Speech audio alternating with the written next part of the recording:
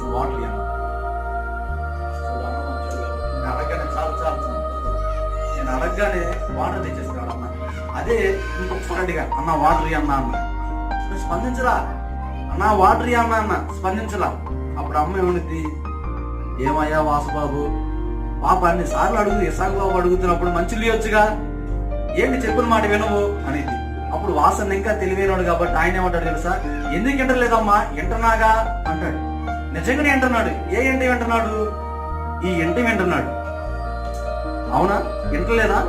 ఎందుకు వింటలా? Sound box పెట్టి మరీ వింటున్నాడు. అయితే ఈ ఇంటి వింటున్నాడు కానీ పని అయితే చేయట్లా.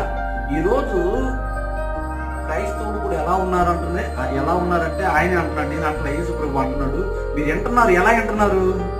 ఇలా వింటున్నారంట. కానీ ఆ మాటల ప్రకారము నడిచేవాళ్ళు